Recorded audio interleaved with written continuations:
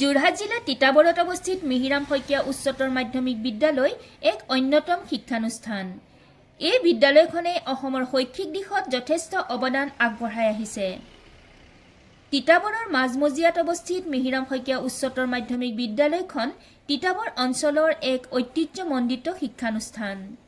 বহু কেইগৰাকী স্বনামধন্য সমাজ সচেতন ব্যক্তিৰ উদ্যোগত 1933 চনত প্ৰতিষ্ঠা হোৱা এই বিদ্যালয়খনে নিষ্ঠাপূৰ্ণ সেৱা গুণগত মানৰ জৰিয়তে তিতাবৰ আৰু অসমৰ বিভিন্ন প্ৰান্তৰ ছাত্ৰ ছাত্ৰীসকলৰ উত্তৰণৰ কাৰণে শৃংখলাবদ্ধভাৱে শিক্ষাদান কৰি আহিছে।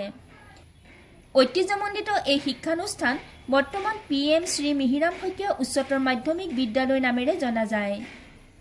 ভাৰতৰ স্বাধীনতাৰ পূৰ্বৱৰ্তী সময়ছোৱাৰ ইতিহাস প্ৰসিদ্ধ হামদৈ পথাৰৰ স্মৃতি বিজড়িত কৃষি প্ৰধান তিতাবৰৰ এই বিদ্যালয়তে অংকুৰিত হৈছিল অঞ্চলটোৰ আনুষ্ঠানিক শিক্ষাৰ প্ৰথম বীজ।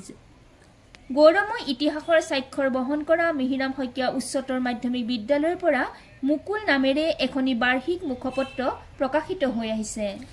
নমস্কাৰ দৰ্শকসকল, এছএ নিউজ অসমৰ তৰফৰ পৰা মই দীপাঞ্জলি দাসে আপোনালোক সকলোকে স্বাগতম জনাইছোঁ। প্ৰিয় দৰ্শক, মই বৰ্তমান উপস্থিত আছোঁ তিতাবৰৰ অন্যতম শিক্ষানুষ্ঠান মিহিৰাম শইকীয়া উচ্চতৰ মাধ্যমিক বিদ্যালয়ত। আজি এই বিদ্যালয়ৰ বাৰ্ষিক মুখপত্ৰ মুকুলে 50 বছৰ অতিক্ৰম কৰিলে। সেয়ে আজি 50 সংখ্যক মুখপত্ৰৰ উন্মোচনৰ অনুষ্ঠান আয়োজন কৰিছে। গতিকে আহকচোন আমি অনুষ্ঠানৰ বিষয়ে সবিশেষ জানো। মিহিৰাম শইকীয়া বিদ্যালয়ৰ কেইগৰাকীমান সন্মানীয় শিক্ষকক এয়া মই কাষতে লগ পাইছোঁ। আহকচোন আমি তেখেতলোকৰ পৰা এই সম্পৰ্কে কিছু কথা পাতোঁ। নমস্কাৰ ছাৰ। নমস্কাৰ। আজি আপোনালোকৰ বাৰ্ষিক মুখপত্ৰ মুকুলে 50টা সংখ্যা সফলতাৰে অতিক্ৰম কৰিলে, এই সম্পৰ্কত আপুনি কি ক'ব? আমাৰ বিদ্যালয়ৰ বাবে আজি দিনটো এটা মাইলৰ খুঁটি বুলি আমি ক'ব পাৰোঁ, অভিহিত কৰিব পাৰোঁ।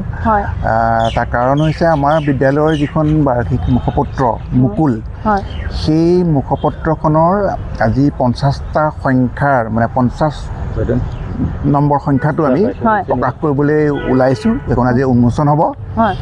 সেইখনৰ মানে প্ৰকাশ আমাৰ মুকুল আলোচনীখনৰ আৰম্ভণি হৈছিল 1947-48 চনত। 47 চনতে প্ৰকাশৰ বাবে যো-জা চলোৱা হৈছিল।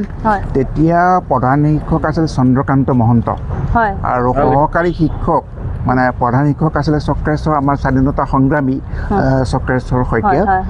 তেখেতৰ মানে উদ্যোগত আলোচনীখন প্ৰকাশ পাইছিল। আৰু তেতিয়া ছাত্ৰ একতা সভাৰ মানে সম্পাদক আছিল তেতিয়া দেই আমাৰ চতুৰ্থৰ যিজন মানে প্ৰধান শিক্ষক আৰু প্ৰথমজন অধ্যক্ষ শ্বেখ আব্দুৰ ৰহমান, তেখেত আছিল তেতিয়া ছাত্ৰ। তেখেত তেতিয়া সাধাৰণ সম্পাদক আছিল।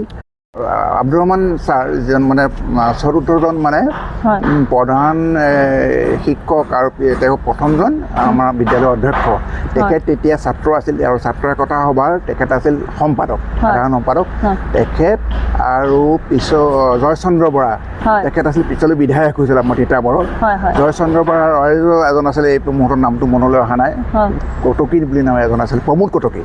তেখেতসকলৰ প্ৰচেষ্টাত আলোচনীখন প্ৰকাশৰ বাবে যো-জা চলোৱা হৈছিল আৰু আলোচনীখনৰ নাম দিছিল মুকুল চক্ৰেশ্বৰ শইকীয়া ছাৰে। আৰু তেতিয়াৰ পৰাই মানে আলোচনীখন প্ৰথম অৱস্থাত ছমহীয়াকৈ প্ৰকাশ পাইছিল, বছৰেকত 2টা ইছ্যু প্ৰকাশ পাইছিল। তাৰপিছত বছৰেকীয়া হ'ল, কিন্তু তাৰ মাজতো বাধা বিঘিনি আছিল নিশ্চয়। এখন আমাৰ স্কুলখন যেতিয়া চালুকীয়া অৱস্থাত আছিল, চৰকাৰীকৰণ হোৱা নাছিল, গতিকে বহুত অসুবিধাৰ মাজেৰে যিহেতু 1900 স্বাধীনতাৰ পিছৰে কথা, স্বাধীনতাৰ যি সময়ত ভাৰত স্বাধীন হৈছিল সেইটো বৰ্ষতে আলোচনীখন প্ৰকাশ কৰাৰ বাবে যো-জা চলাইছিল। গতিকে বহুত বাধা, আমাৰ যিহেতু বিদ্যালয়খন 1977 চনতহে চৰকাৰীকৰণ হৈছিলে, গতিকে বহুত বাধা বিঘিনিৰ মাজেৰে প্ৰকাশ পাইছিল আলোচনীখন, ধাৰাবাহিকভাৱে প্ৰকাশ পোৱা নাছিল। তেনেকৈ বাধা বিঘিনিৰ মাজেৰে প্ৰকাশ হৈ আহি আজি 50তম সংখ্যাটো প্ৰকাশ পাইছে। আৰু সেইটো কাৰণে আমাৰ এটা গৌৰৱবোধ কৰিছোঁ যে আজি এইখন উন্মোচন হ'ব। ছাত্ৰ ছাত্ৰীসকলৰ বহুমুখী প্ৰতিভা বিকাশৰ ক্ষেত্ৰত বিদ্যালয়খনৰ পৰা প্ৰকাশিত প্ৰাচীৰ পত্ৰিকা, হাতে লিখা আলোচনী, বাৰ্ষিক মুখপত্ৰ বা সময়ে সময়ে প্ৰকাশিত অন্যান্য সমলসমূহে ছাত্ৰ ছাত্ৰীৰ শাৰীৰিক, মানসিক আৰু বৌদ্ধিক বিকাশত যথেষ্ট সহায় কৰি আহিছে। বিদ্যালয়খনৰ বাৰ্ষিক মুখপত্ৰ মুকুল সাহিত্যৰ ক্ষেত্ৰত এক উল্লেখযোগ্য অৱদান।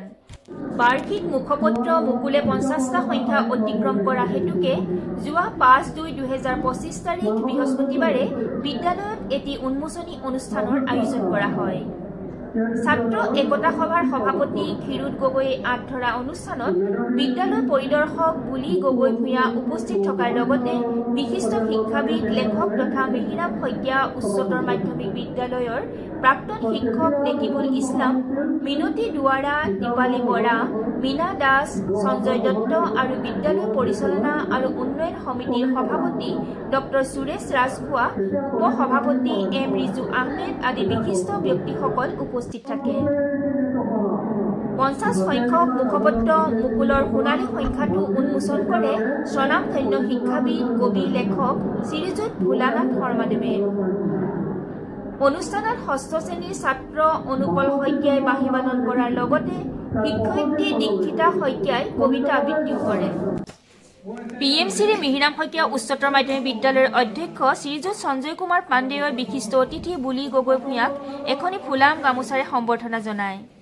চলিত বৰ্ষত মুকুলে 50তম সংখ্যা অতিক্ৰম কৰাটো নিশ্চয় এক সোণালী মাইলৰ খুঁটি। মুকুলৰ সোণালী সংখ্যাই বিদ্যালয়ৰ গৌৰৱময় ঐতিহ্যক অধিক উজ্জ্বল কৰি তুলিব বুলি বিদ্যালয়ৰ কৰ্মকৰ্তাসকল আশাবাদী।